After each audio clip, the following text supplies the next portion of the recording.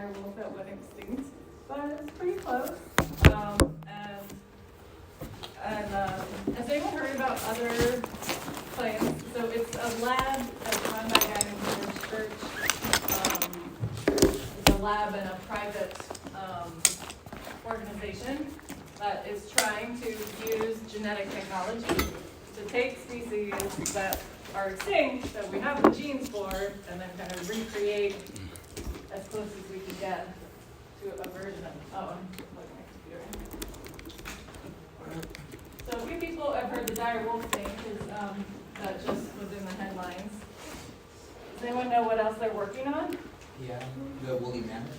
Yeah, the woolly mammoth is kind of like their flagship project. They want to bring back a version of the woolly mammoth. It sounds like the scientist from South Park. Really? The guy who's Is making that like, what yeah, he's making weird animals. Yeah, to me, I mean, it makes me think of Jurassic Park. It's like this idea of bringing back extinct animals, right? Remember him?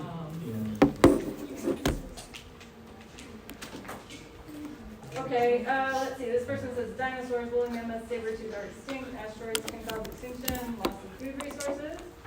And this one says extinctions are when an entire species dies off and they're no more able to reproduce. The dodo bird is an example. It can be a natural process, but it also happens because animals are hunted into extinction or their habitat gets destroyed, making it impossible for them to make it as a species. Yeah, good. Any volunteers who want to share other ideas? So I put in a couple of visuals on some of the things that you all brought up. This is a little human puppet. So this is a human who's raising a little condor chick. So one student mentioned, yeah, sometimes humans try to raise up more of the individuals, put them back in the wild. This cute little porpoise dolphin is called a vaquita. Anyone know about that one?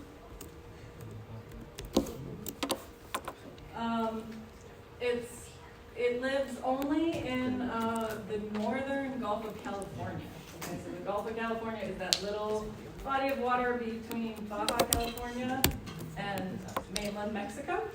And just in the northern part of that little bit of water, there's this animal, the vaquita, and it will probably be the next marine mammal to go extinct. The latest estimate is that there are 6 to 8 of them total. So it's not looking good for that one. There were efforts to try to save it, but probably didn't. And we talked about this idea of biotechnology and people trying to resurrect some well-known extinctions. Okay, so we already know a bit about extinction, but I want to kind of add some perspective. And so one thing I want you to think about is the whole history of life on Earth, okay? And so people like to kind of use analogies because it really boggles the mind, like the time scale of the history of life on Earth. And so sometimes people use the analogy of like one day and a clock. In this one, they're using the analogy of a calendar, okay? So if instead of the whole history of the Earth, you scaled it so that the whole history of Earth was just 1 year, how much chunk of time would these different phases take up? Okay, so life on Earth is 3,500 million years old at least. So on the calendar system, you're saying oldest fossils are here kind of end of April. Okay, so pretty early. Like these first couple of months, the Hadean time, the Earth was still just like constantly bombarded by rocks from outer space. It's difficult to imagine how anything could have lived. But kind of as soon as the geology settled down a little bit, then we find evidence for life. But yeah, then there's months and months and months, okay, so corresponding to billions and billions of years, where life is these small, simple steps. When you think about humans have been on the scene for about 250,000 years, okay? So we're talking about 3,500 million years overall for life, and 250,000 years for humans. So on this calendar, let's let's see, 250,000 years is less than an hour, but more than a minute. So somewhere less than an hour. It's this little bit on the last day of the year that humans have been around, right? So of course, human ancestors stretch all the way back, right? Because everything that's alive today stretches all the way back. Everything alive is related. But what this is saying, what this 250,000 years is once you get past, start looking back more than 250,000 years, those ancestors, they're not human anymore. They're something else. They're different ancestors. Okay. So in all of this big spans of geological time, we can talk about extinction, and extinction has been going on. So some of the students entered in the thing last time, like it can occur naturally, and it does occur naturally. And scientists have this concept of a background extinction rate. So background extinction rate just kind of means like the normal times.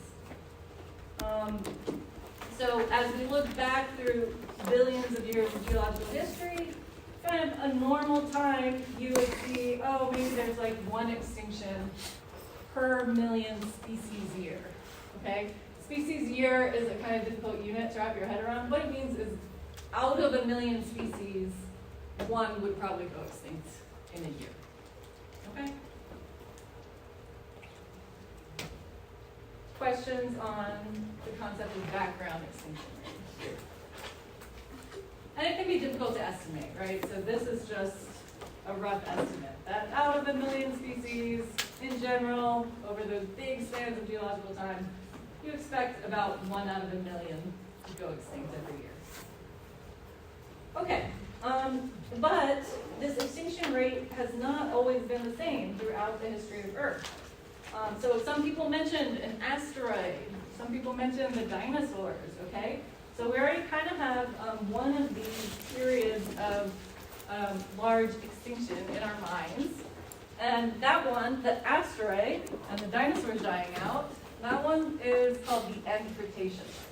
So on this table, on this graph, the x-axis is time. So over here, all the way on the right is the present, and the more to the left you go, the longer ago you're looking.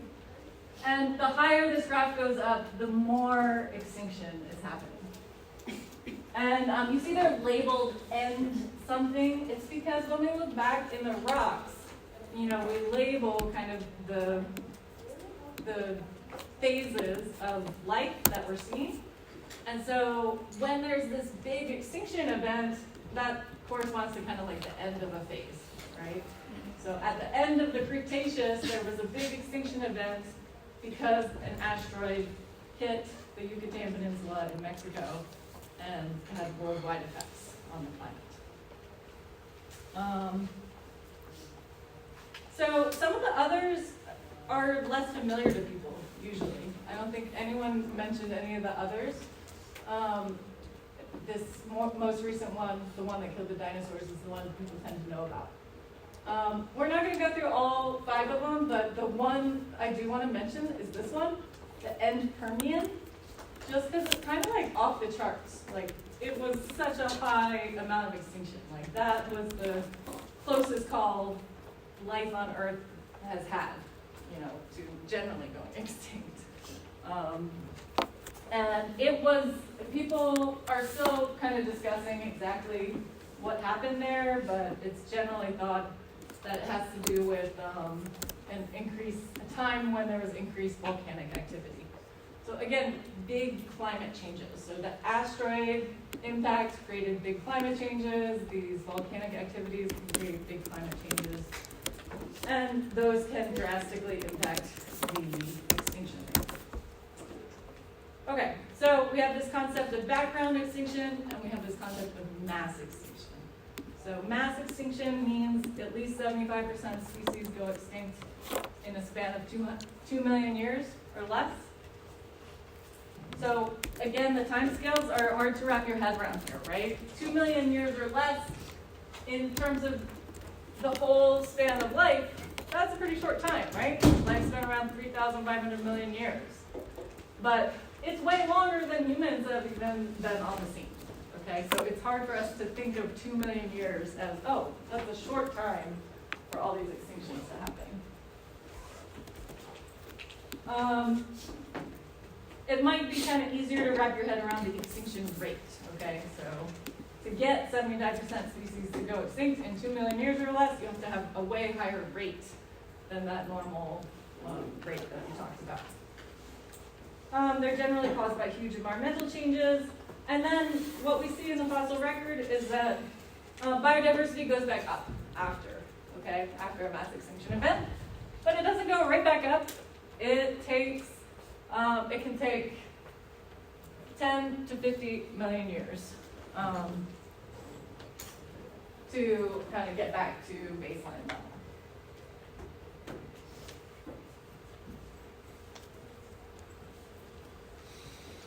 Okay, questions, comments there?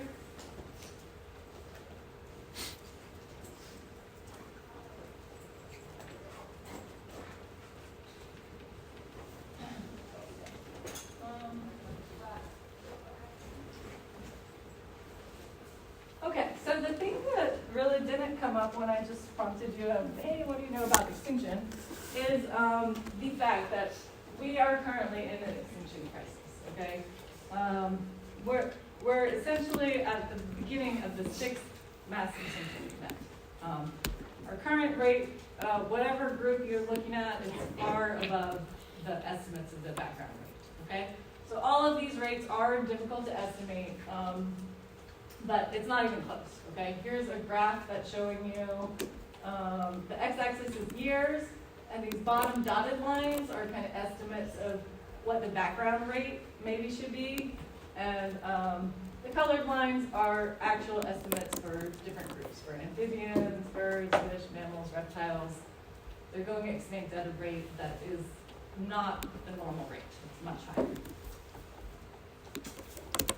Again, to kind of put numbers on it, so there was one study that put numbers on it saying that just looking at vertebrates, so looking at animals with backbones, so that's a group where we have better data, right? It's harder to have data on all the smaller things. But if you just consider vertebrate extinctions, in the last 100 years, we've seen an amount of extinctions that would be normal for 10,000 years. So it's far above a normal background rate right now.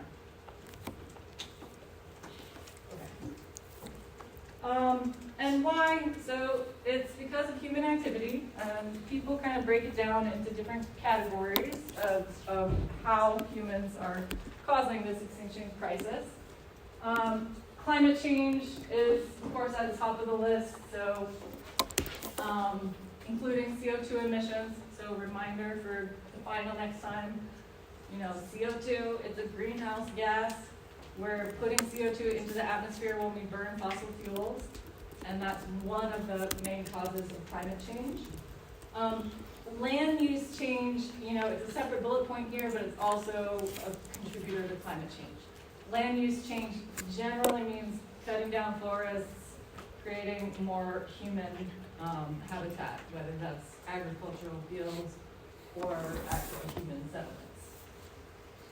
Overexploitation, so that can be things like overfishing, overhunting, exotic and invasive species, so humans are really good at moving species all around the globe, and that creates, that can lead to extinctions, pollution, and disease.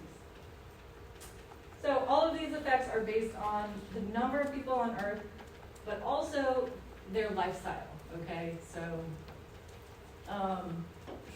this graph is showing number of people on Earth, and it's a little dated, so in 2020 we had 7.8. Now we're up past 8 billion people on Earth, okay? And this is kind of zooming out and looking at Earth as a whole. You can see some really interesting patterns if you zoom into different regions and stuff. It's not even, not everywhere is going up this fast, but we know from studying exponential growth that a pattern that goes up that steeply can't continue forever. But there's a lot of uncertainty about how and when it's going to actually level off. So that's why these future estimates are extremely wide, okay? And so the number of people combined with what lifestyle are they living, right? Are you talking about a person in a village in Africa who's living on $2 a day? Or are you talking about an American? Like those have very different impacts on the earth. Okay, questions, comments there?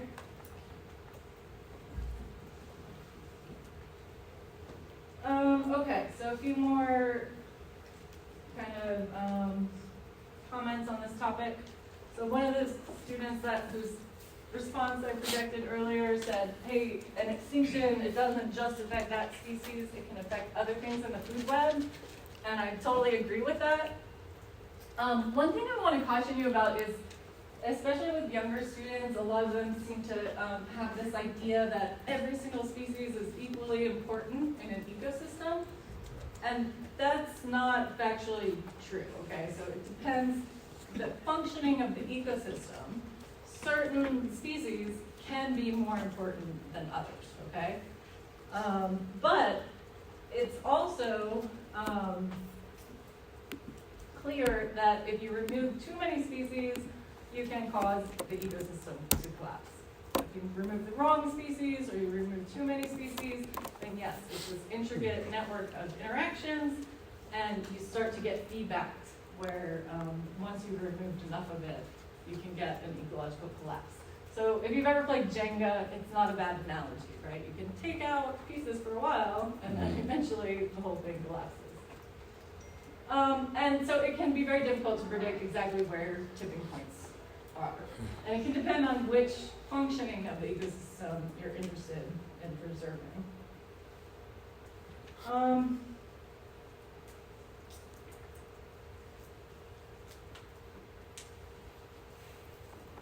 Let's see. Yeah, I want to talk about a more concrete example, okay? So extinction affects the entire food web, not just the extinct species. That's what one of you said about extinction, which I totally agree with. So here's a concrete example for you. So this is a tropical forest ecosystem. In a healthy tropical forest ecosystem, you have a lot of these kind of like medium-sized animals, like this is a tapir, eating fruit, okay? So they're eating the fruit, they're getting the fruit in order to grow and have more babies and do their thing. But there's actually a mutualism that they're in with the trees, okay?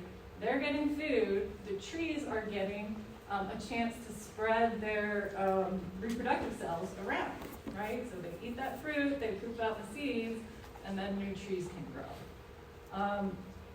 So when you remove a lot of these fruit-eating animals, it really has a negative impact on some of the species of trees. And in particular, it's the trees that they grew in kind of a darker color. So you end up with a forest that has different species of trees and species of trees that aren't as good at storing carbon. So now you've taken out a certain species, and not only have you affected the animals and the plants, but then you've also like put more carbon dioxide into the atmosphere.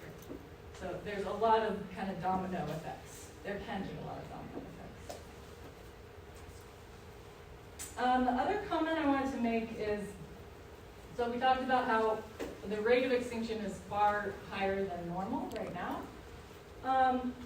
But sometimes the clearer evidence of what a crisis we're in is not from actual, like thinking about going all the way to extinction. It's if you look at the data of what is the population level, what is the amount of the species that we still do have around, okay? So this is connected because the smaller the population size, the greater the risk of extinction. And these are just a couple concrete examples. You can look at many examples throughout the globe, throughout different ecosystems, where people collect data and they find less and less amount of something. So the one on the left is showing just from 1990 to 2015. Okay, so not even a blink of an eye in geological time, right? So a small number of years, and then this is biomass. So this is how much matter is there in the insects flying around in a park in Germany, I believe. Okay? So in that small span of 26 years, there's about 75% less individual insects flying around. And then there's kind of like poster child species like salmon. This one's physically near to us, so it's another example where the salmon is not extinct, okay? But 88% decline in how many there are. And that can also have effects on the ecosystem. You can also just generally look at, so for mammals, this data is showing you what's the weight on the whole Earth of humans and our livestock, right? Humans and our livestock, 390 million tons, 630 million tons. Everything else that's a mammal in the wild, 60 million tons, okay? So it's really kind of mind-boggling. Like when you watch a nature show or something and you see all this diversity of different wild animals, it can be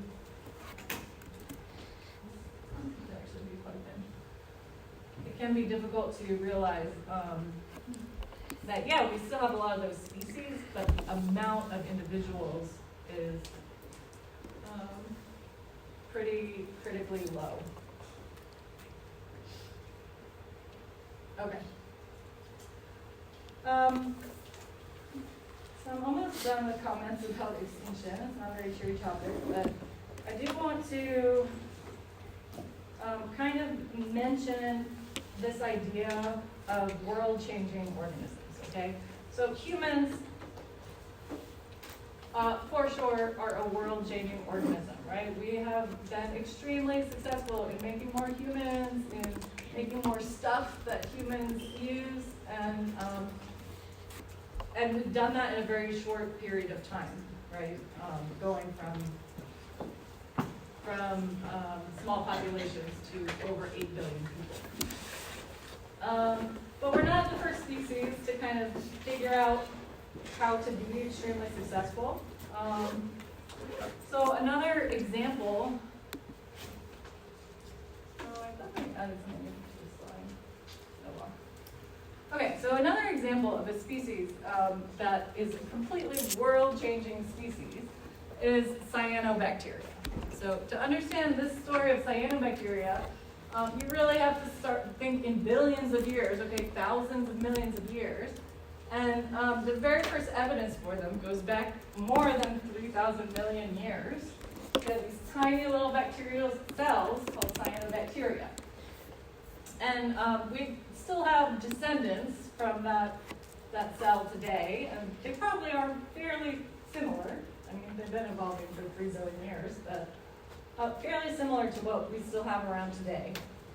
And one of the things that made cyanobacteria so successful and so amazing is that they figured out a different way to do photosynthesis than what came before, okay? So the more ancient form of photosynthesis is something we didn't study in this class. It does not use water, and it does not produce oxygen. It uses a different chemical, and it produces sulfur instead of oxygen, okay? So way back here, the amount of oxygen in the atmosphere, so PO2 is the fraction of molecular oxygen in the air, couldn't even be measured. So Earth back then, it really didn't have oxygen in the air. The reason Earth got oxygen in the air is because these organisms figured out how to do photosynthesis in the modern way. And it took a while. So this graph is showing kind of the buildup of oxygen in the air. So right now we're at about 20%. And there were interactions with geology and whatnot, so it took a while to build up. But at the time, life on Earth was mostly things that did not use oxygen, right? Because there was not oxygen around. They still have to get energy from chemicals, right? They still do glycolysis and stuff.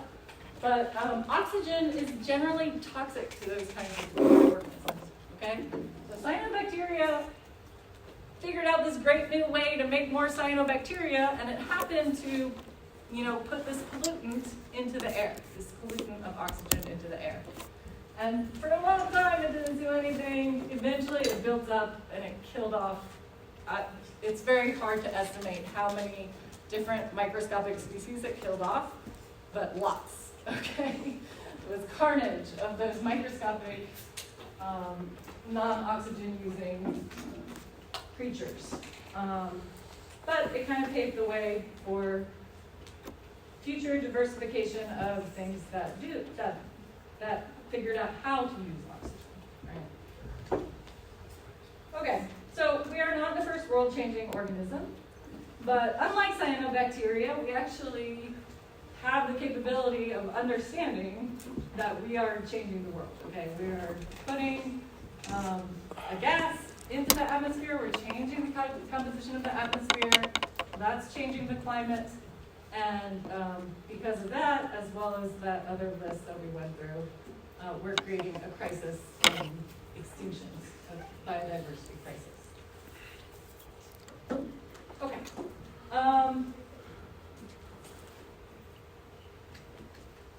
So, yeah, extinction is not the cheeriest topic, but I want to kind of leave on this long view. Okay, so this is a photograph that was taken by the Voyager spacecraft, which is a spacecraft that left the Earth in the 70s and just kept going, and it went out past the outer planets of our solar system, and at one point they had it look back and take a photo. Okay, so this tiny little dot in the photo, this dot right here, you might be able to see it better on your screen than on the projector. It's this dot right here is Earth. So that's what Earth looks like from 3.7 billion miles away. And the planet is a living planet, okay? It took me a long time in studying biology to realize the difference between just a planet that has life on it and a living planet where life and the geological processes of the chemicals that go into the air and out of the air are all intertwined. So humans are changing the planet drastically, and unlike cyanobacteria, we can understand what's happening. And so in principle, we have the ability to adjust our behavior.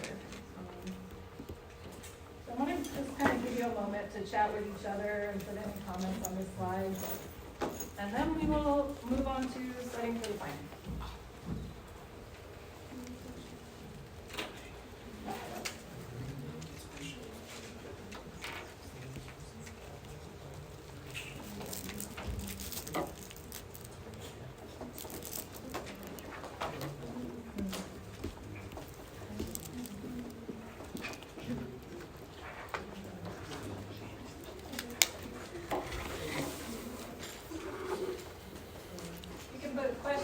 Comments, any kind of thoughts, take them with your neighbor.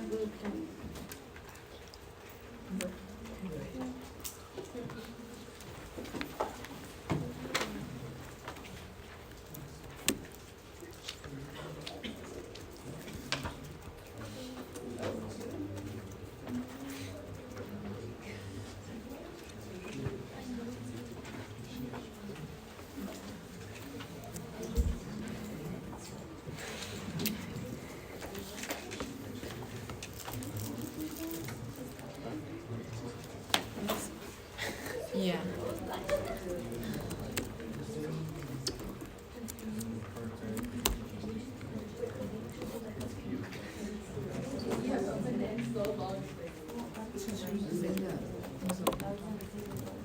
Spend about a minute and a half more. Get a comment on the slide if you haven't already.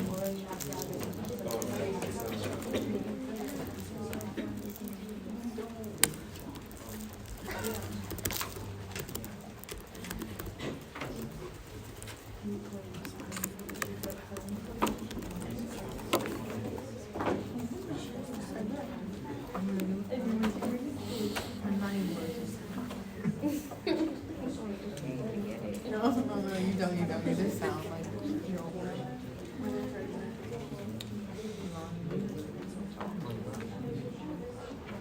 Early morning. Yeah. That's so much early.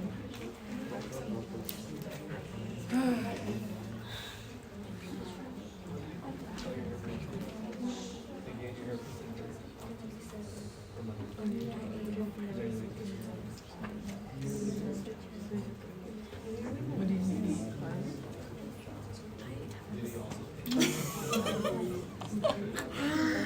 That would do too.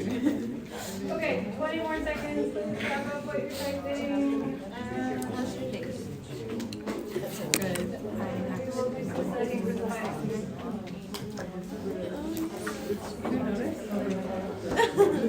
It's just like,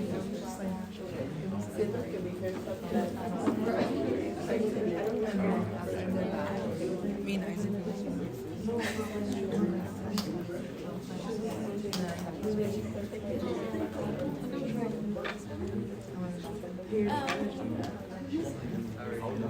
I have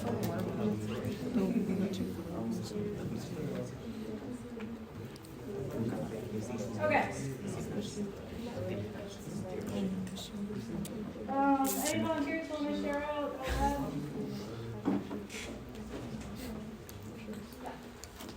Well, I basically talked about how humans are rapidly evolving. So just like scientists allowing us to find other planets, other Earth-like planets, like K2 18b.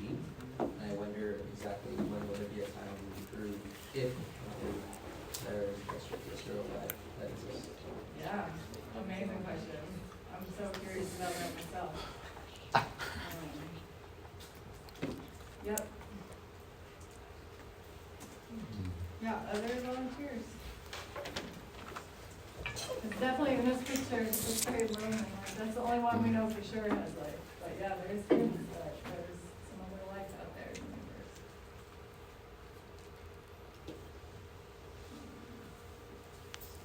Saw one comment that was like, yeah, if we're capable of adjusting our behavior, why aren't we? I agree with that question. Yeah, I think it's kind of a mixed bag. I think some people are, but that the overall trajectory is not good.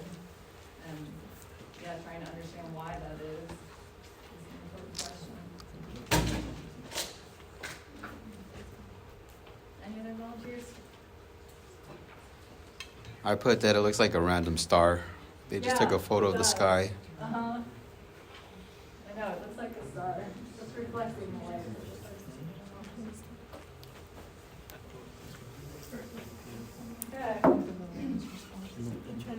Okay, so let's switch mental gears a bit here and think about Thursday's final exam. So I put together a few practice questions for you on the slide, so most of us will spend some time practicing. But the first set, I actually really want to give you a lot of helpful hints related to the pre-response question.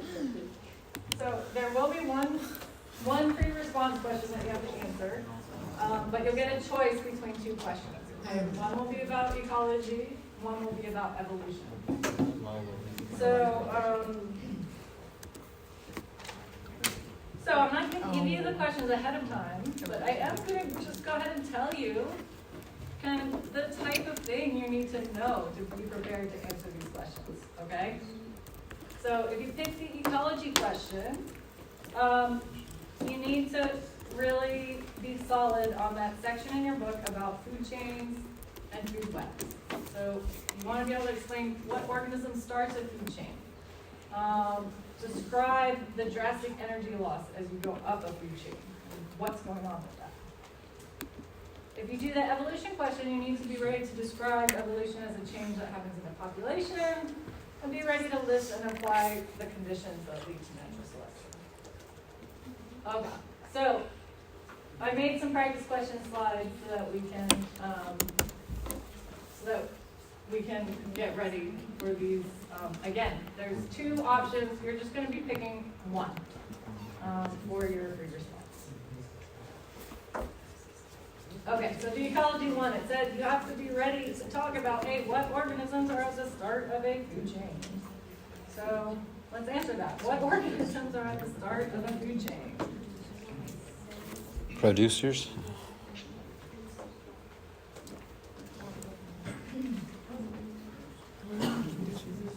Yeah, producers, I'm hearing a lot of producers. Go ahead and get it on the slide. Yep, change your answer to something else. Exactly.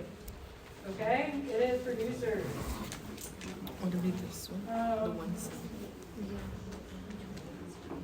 So, if you pick that ecology question, yes, indeed. Producers or autotrophs, you can use either vocab term. They're interchangeable as far as I'm concerned. It's not just any organism that starts the food chain, right? So, if you're picking that question, whatever the question is about, you already are primed to know, hey, I'm going to have to mention in my answer, okay, the food chain, it starts with producers. It starts with and in the ecosystems we've talked about, the producers are always things that do photosynthesis, okay? There are other ecosystems where there's some wacky other producers, but for us, that's photosynthetic organisms. So plants if we're on land, algae if we're in the ocean. Okay, questions, comments on that? Feeling good on that part of the response? Okay, then the other part that I'm going to be looking for in the ecology for your response is how are you going to describe what happens to the energy as you look higher and higher up? So, unfortunately, as you look higher and higher up the food chain, it goes down on this figure, right? The producers are eaten by the primary consumers, which are eaten by the secondary consumers, which are eaten by the tertiary consumers. So where does that lost energy end up? What happens with the energy? Does it get lost really quickly or really slowly? Okay? I'm not expecting you to put numbers on it, but go ahead and practice typing out in words in case you're going to do this one as a free response. And take your time. You can look up in your textbook. So this is a figure from your textbook with a little bit of explanation that your textbook has on this topic.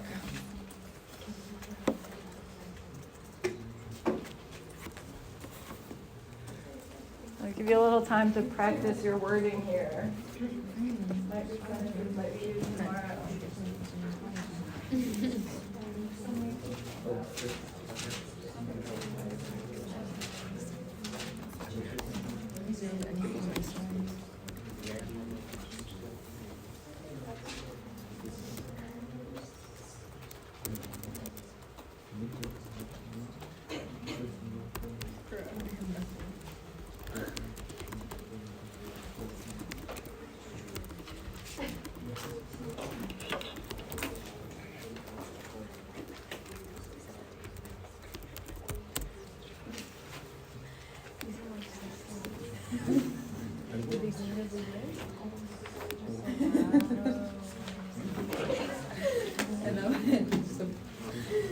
It's okay, that was me too.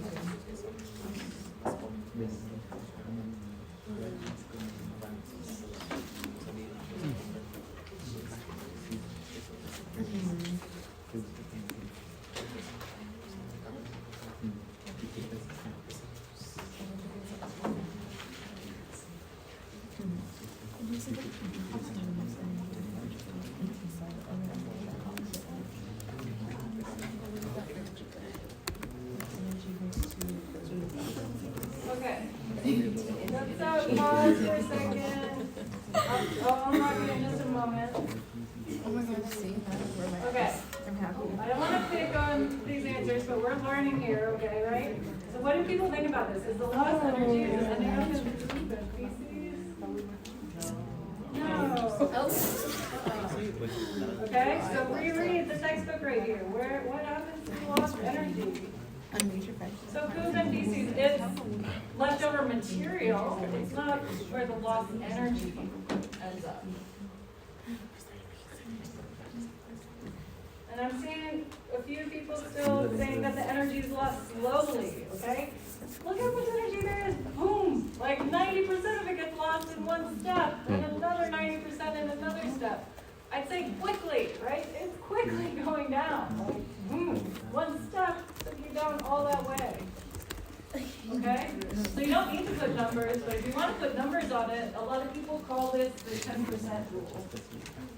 It's a very approximate number. 10% rule. That only about 10% makes it to the next level. 90% is lost. So that's losing it quickly, right? Not losing it slowly. Okay, I'll stop talking. I'll give you a chance to practice what you might write tomorrow.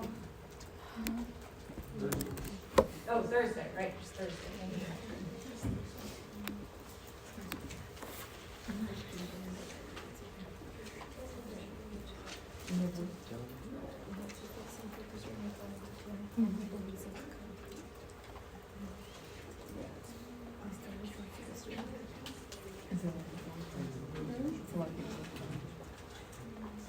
It's a lot of people. Oh, Sorry, yeah. I was wrong anyway. No, you're fine.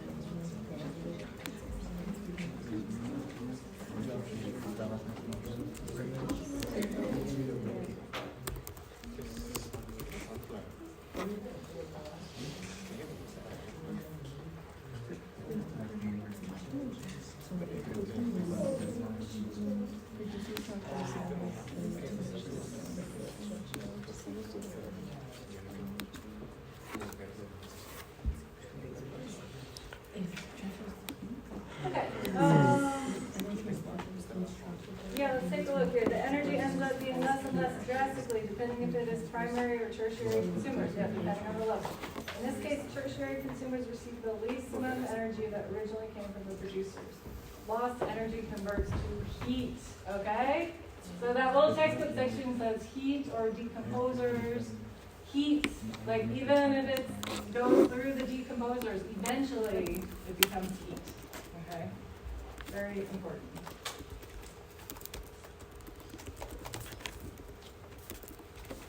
Okay.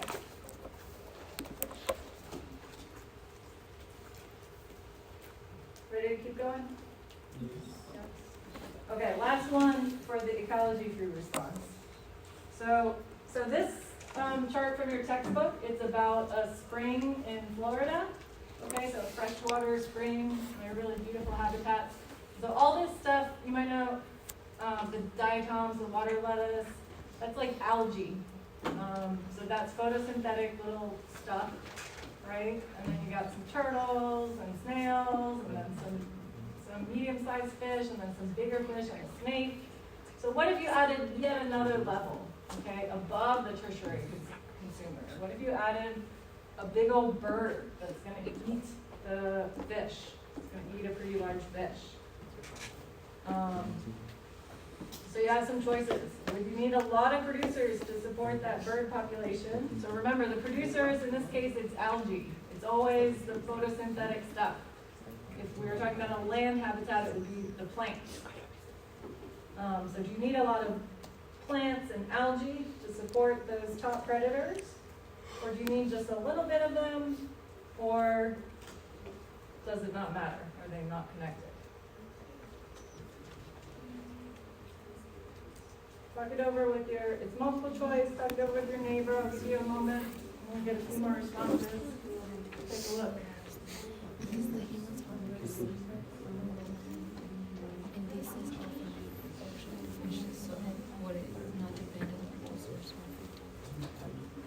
No, I think it will. Right? It's the fish with the producers and the different farmers producers the birds with the birds. But it's how much is it? Oh wait. How much is the bird? So the Okay, can I take a volunteer to eliminate one of the answers? So out of A, B, and C, are there any you would just eliminate? Yeah, can you explain?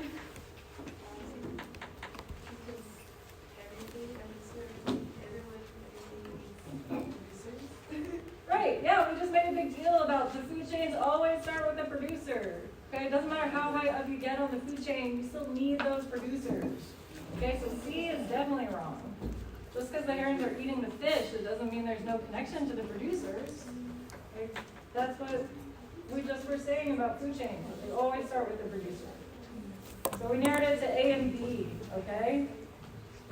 Are you going to need a lot of producers to support those birds, or just a little bit? So we're kind of split now. Like, medium. Not too little. We're kind of split. Well, no, we're leaning towards A. We're leaning towards A. Any volunteers? What are you thinking of? This one is a little trickier because we have energy, but the question said like amount of individuals. Yeah.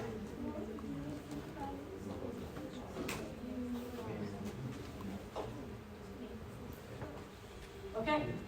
So the number of birds would affect how much resources, right? Good. Anyone want to build on that? What did she say? Will you repeat it? It says that since there's a lot of birds, you're going to need a lot of those birds. It's like going to McDonald's and you only got 25 burgers for 50 people, right? Can't split that in half. So you need more people to make more food for the Yeah. Can you add on and say a little more about the chains in between? So I'm hearing in your answer, I'm hearing something about the birds, something about the producers. What would make the answer even better is be explicit about the in between. I mean, the only thing I can say is just probably give another analogy. Right? Like, if I have a laptop that takes like 12 volts, and I got an outlet that can only produce 4 volts, that's not enough to be able to charge it up. I need more power, more. So do you also agree with A, or you? Yes, I agree with it. Yeah. Okay.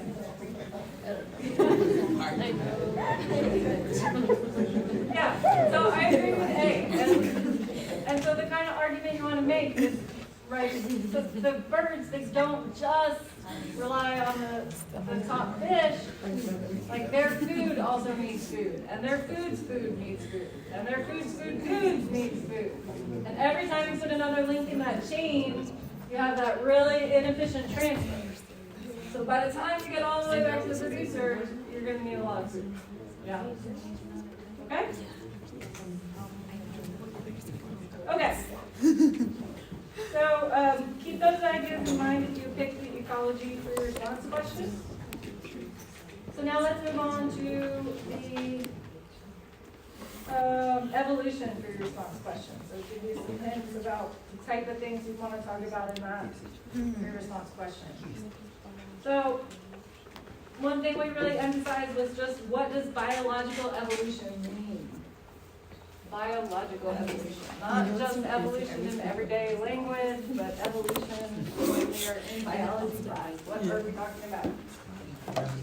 And then one of my teachers said, if there's ever a question that says all of the above. Someone was telling me their guessing strategy is go for the longer answer. I have to say, if you have to make a guess on this one, that's not a bad strategy.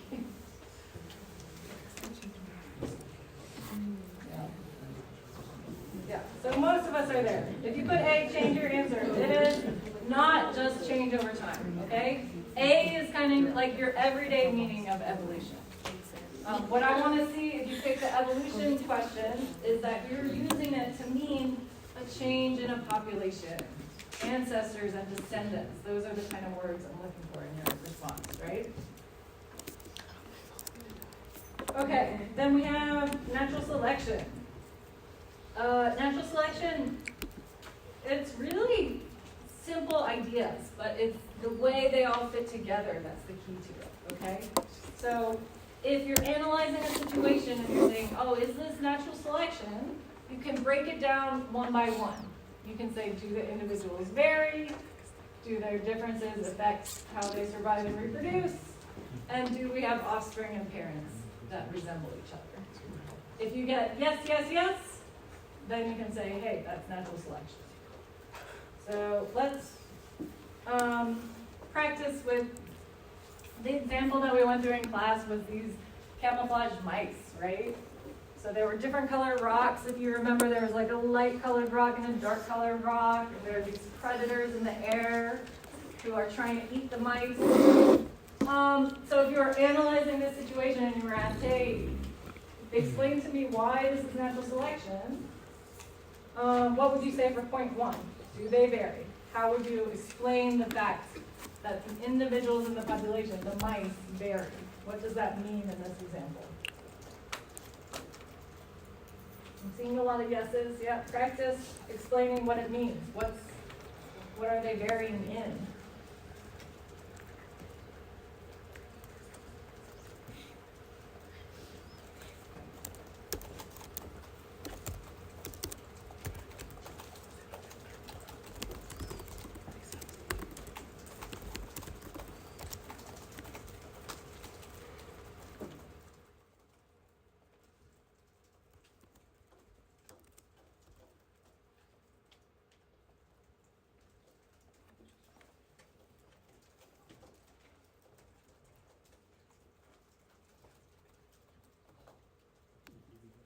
Yeah, so I see a lot of you are still typing, but I'm seeing a lot of good responses. Like, color, right? They vary in color. Some are lighter in color, some are darker in color. You know, for point 1, you don't have to make it more complicated than that.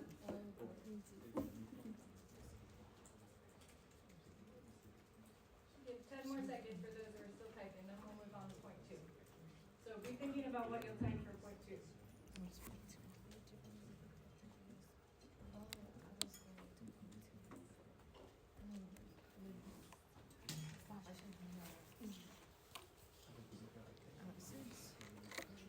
Okay, some people are typing all their responses now. Do you want to just keep this one and type all 3? So I have done, let me see. No. Yeah, I did 3 separate slides, like one for point 2, one for point 3. But we can just keep going if you want. That's what some people are doing. I want to do it. Yeah. Yeah, so here, let me show you what I mean. So the next slide is like, explain, is point 2 yes or no? Is point 3 yes or no? So instead of doing all those slides, you can just type your answer on the first one. So again, this is really good practice for Thursday. On Thursday, I'm not going to give you this scenario, but I'll give you some kind of scenario. And the question's going to be something like, hey, explain to me, why do you recognize this as natural selection? Or is it not natural selection? And that's what you're going to be wanting to write about. You're going to say, okay, the individuals vary. In this case, they're light color, they're dark color. Then how do their variations affect whether or not they're likely to survive and reproduce?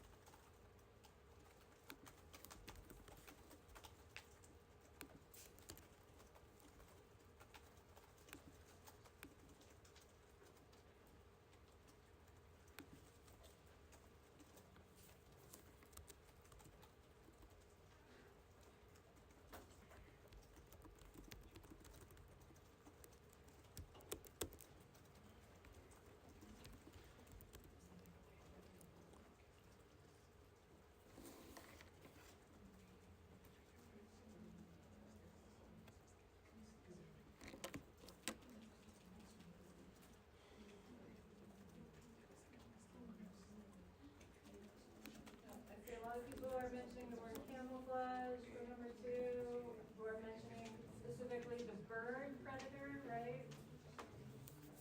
These are looking from above.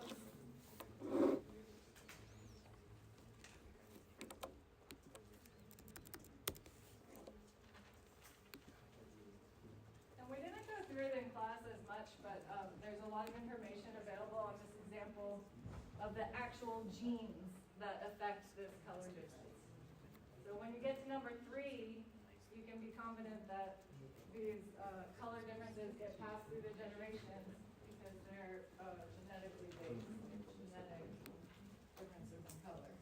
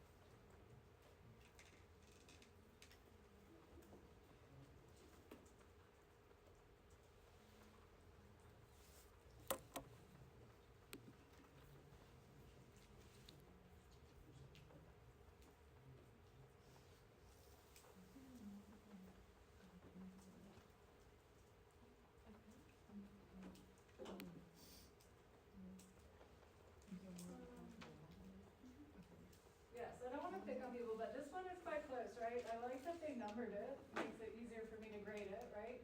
Yes, they vary because of their color, exactly. It stands out, more likely to be eaten before they reproduce. Yeah, it stands out, not camouflage, not matching with the rocks. Yeah. This one, number 3, this one's an interesting, this is kind of going beyond number 3. Number 3 is simpler than this. Number 3 is just saying, hey, does the trait get passed on? Like if you have this difference in fur color, but the dark colored mice are always just giving birth to any color, then natural selection doesn't work. The trait has to get passed on. So number 3 is just saying, do dark colored mice usually have dark colored offspring, and do the light colored mice usually have light colored offspring? Doesn't have to be always, just as long as there's some connection there and the trait is getting passed on. If the environment's the same, then yes, also the probability of life and death gets passed on, okay? But that's kind of like another extra layer that you don't have to go there, you can make it simpler.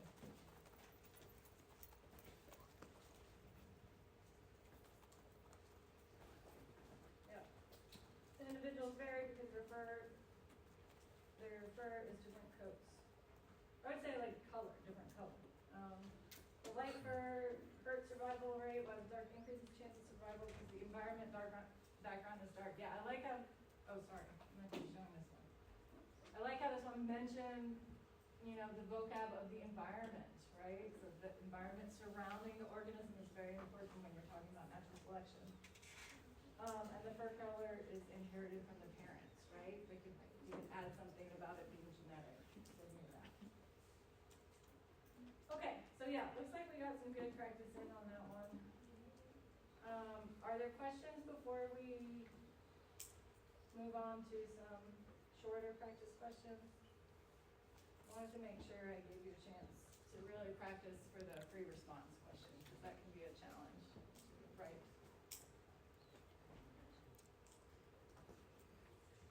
Okay, so let's spend the rest of the time on some quicker questions.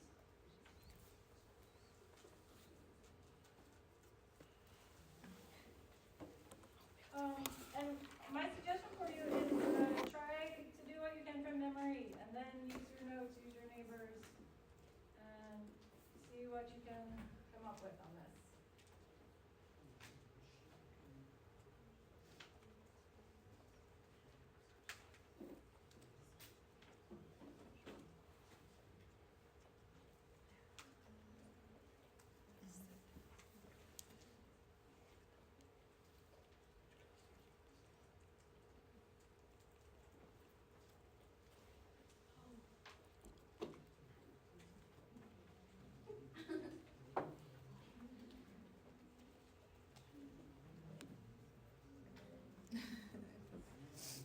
Protein.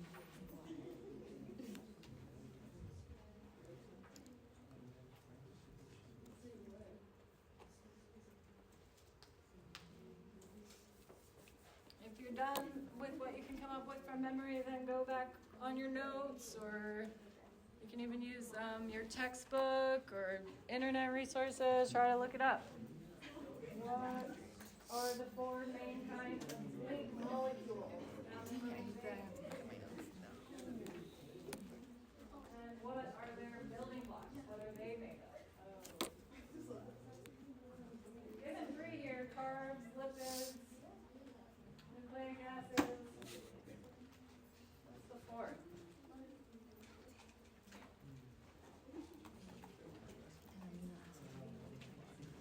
I don't remember that one. Not Yeah, good. That's right. Good. And then what's the building blocks? oh my gosh, I'm stupid. Nucleic acids. Yeah. Oh. And what was that one?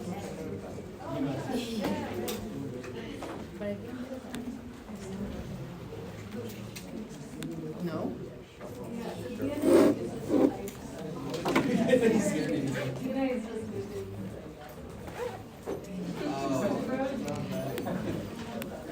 I'm so glad you're here.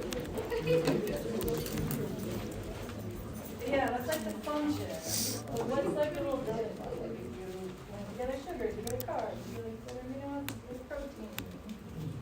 What is For them.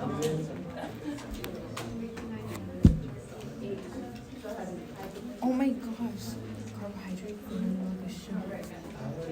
The sugar? Yeah, simple sugars. Simple sugars.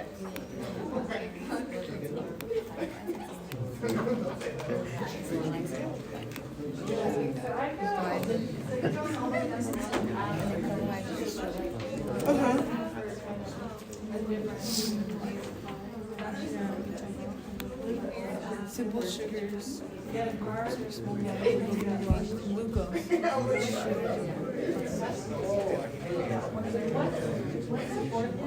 How long ago was this? This was like beginning. Two.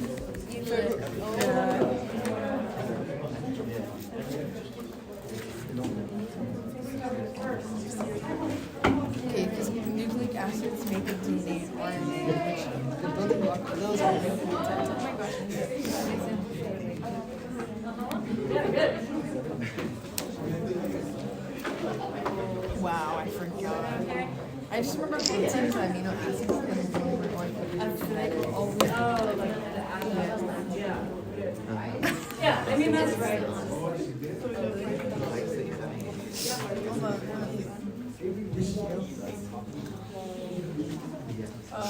Okay. Yeah. Make a wish. Yes. Time to fight. Let's take a look at our correct answers.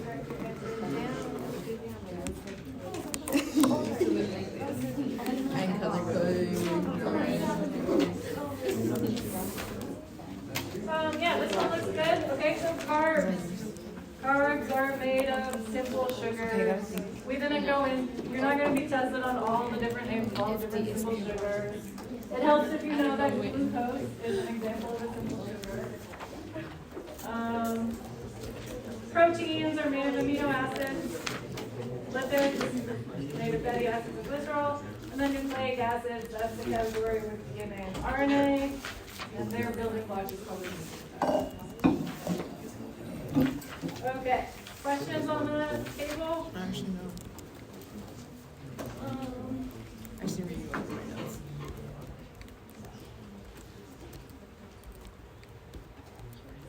Do we have any topic requests? It's just so much. How about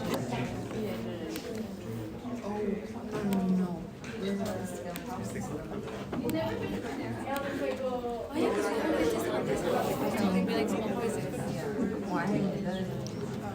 But yeah, let's go with photosynthesis and cellular respiration. Okay? Blank slide. Just can you come up with inputs and outputs and what's going on with energy?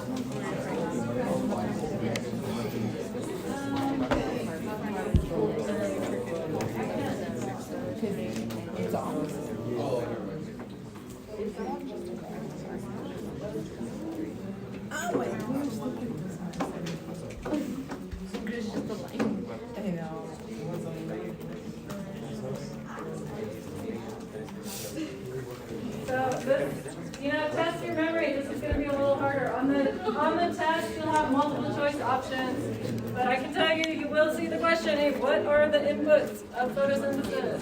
What are the inputs of cellular respiration? What is happening with energy on those two processes?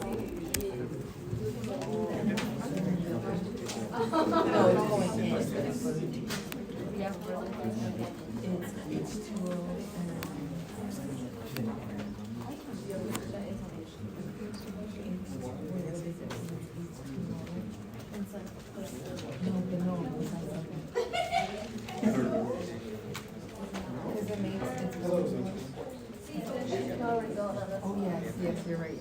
Because Okay, that's a good study one then. There you go.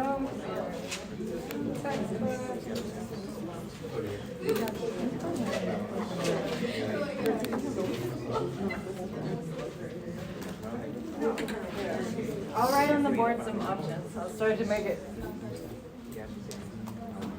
oh my God. Now, challenge your memory first, but then look it up. I'll write on the board some of the chemicals that are going to show up in your reaction. Okay? Water is going to show up, right? O2 in particular, so O2 oxygen.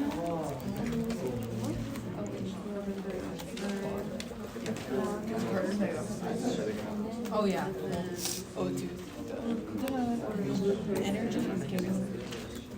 Full of sugar and what's going on.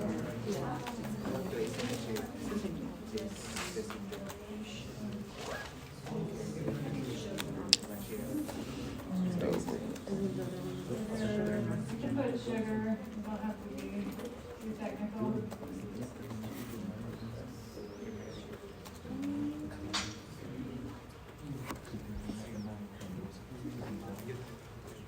Alright, the pen's very good. So those are the 4 chemicals that are going to be involved as starting points or end points in these reactions.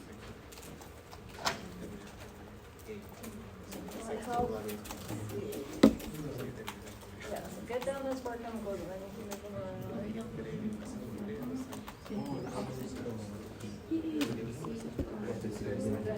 And don't forget about the oxygen.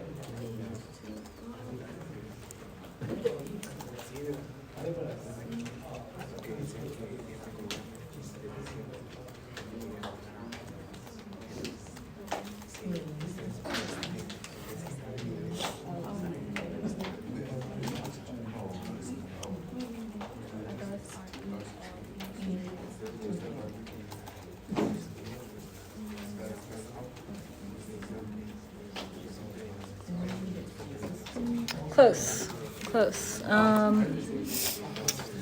So. Where would I get the keyboard at?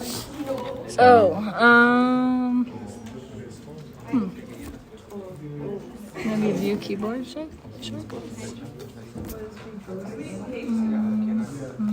No, that's not it. Strange. Usually it's just like a First thing it that has this says. big old thing, but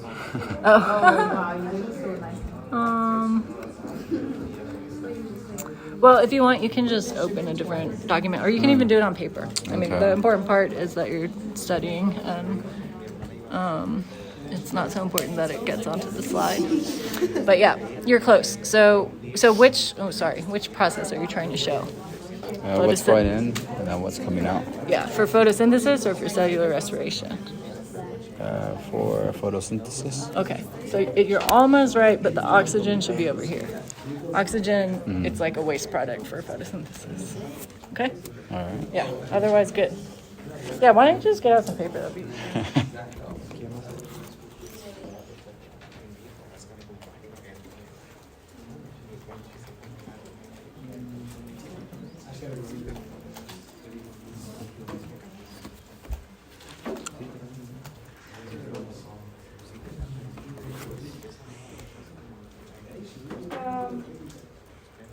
So yeah, if I show your answer and it's not right, I'm not taking on you, just trying to learn as a group here. So notice this student put the chemical formulas, okay? It doesn't matter if you put words or chemical formulas, but this one, it kind of shows the problem, right? They have all your carbon gets created during a reaction, right? You gotta have some carbon atoms over here and some carbon atoms over here. Okay? So you can kind of logic your way through, you can do some checks on your, so this one is not correct, right?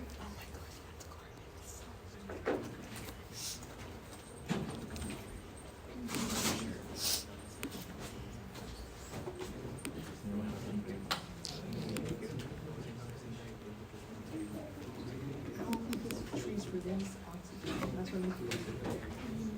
We do that. So,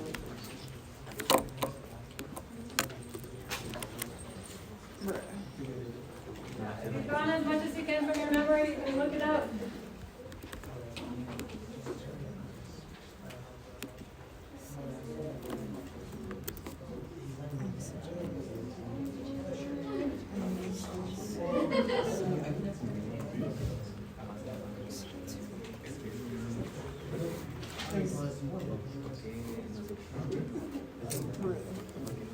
Okay, we'll do about one more minute.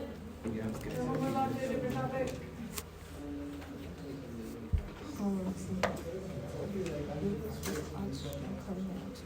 oh, this is for stopping.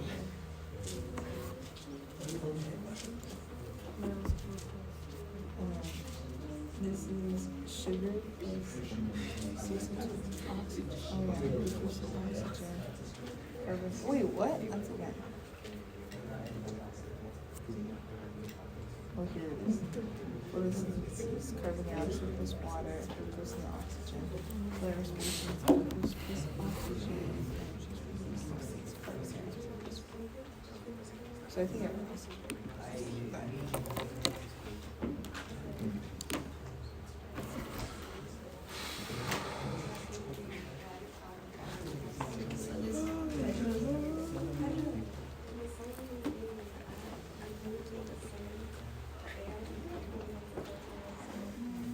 Okay.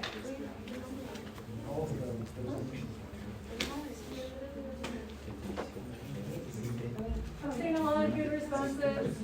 Let's,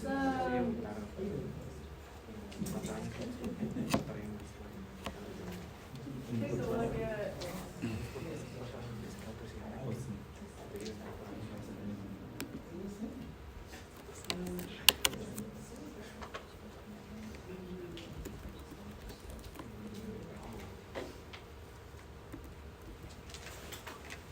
Yeah, this is from the review slides, and I'm seeing a lot of people got there, okay? So you want to have sugar and oxygen together on one side. That's what gets created by photosynthesis. And it's the starting points for cellular respiration, so depending which way you put your arrows, right? And carbon dioxide and water are together on the other side of the reaction. What's going on with energy? Well, chemical reactions, they either release energy or they require energy, right? And if you have opposite chemical reactions, it's going to be opposite. So if you're breaking down the sugar is a big energetic store of energy. If you break that down into carbon dioxide, then some of the energy gets released. If you're starting with carbon dioxide and you're building up a sugar, you need energy. You need energy in the form of sunlight. Okay? Questions on that?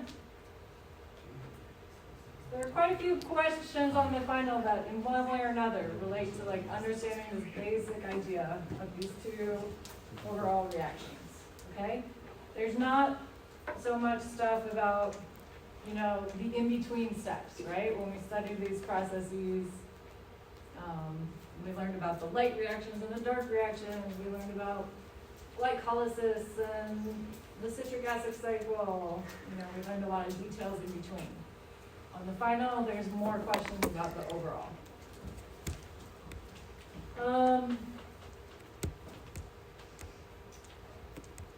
Okay, a couple more minutes, I know we're getting to the end here. But someone asked about body systems, and I can give you some tips on that, because I did find it, that was something we covered quite a lot of ground on, so I really tried to narrow it down for the final. So, homeostasis, that was a big idea from body systems, okay? So it is worth your time to review the example of blood sugar, okay? I'm not going to expect you to remember exactly what's going on with blood sugar off the top of your head, but if you're given a diagram where it says, hey, when blood sugar goes up, insulin gets released, and then the insulin tells the tissue cells to take up the extra blood sugar, and that gets your blood sugar back down to normal. Like, I expect you to be able to look at a diagram like that and understand what's going on.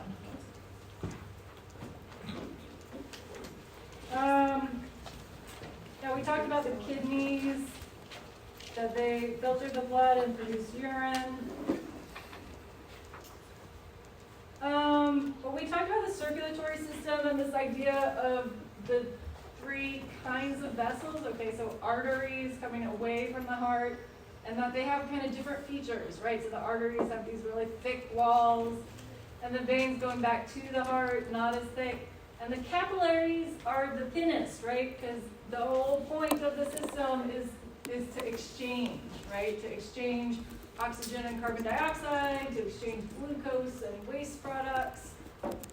So in order to do that, the capillaries have to have super, super thin walls so that materials, chemicals can flow across.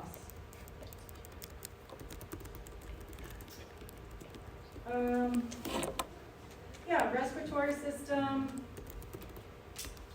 Just to give you an idea of what's on the final, right? I'm not going to be, testing this vocabulary. I'm not going to ask you, hey, what is a bronchiole? But I want you to know that the respiratory system, it exchanges gases. That it works by having a tube that branches and branches and branches and ends in these tiny little sacs. That again, they're surrounded by these capillaries with really thin walls. So that's how the gases actually get exchanged. That's how you're going to get oxygen molecules into the body and carbon dioxide molecules out. Okay. Let me look at the overall list. Oh yeah, maybe the last one I'll talk about that does show up on the final is hormones, okay? So a lot of the systems that we touched on, I think, are pretty concrete, right? Like you eat food and you digest it, you breathe air and you use that oxygen. The endocrine system is a little more something that not everybody on the street knows about, okay? At least not in detail. So the endocrine system is the one that is involved in hormones, so these chemical signals that travel throughout the blood. So again, you're not going to have detailed questions about specific organs that are in the endocrine system, but I do want you to know, hey, the endocrine system, that's hormones. Hormones are chemicals that go in the bloodstream and then have downstream effects.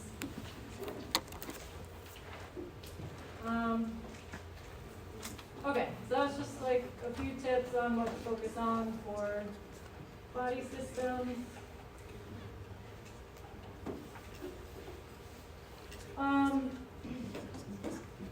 We are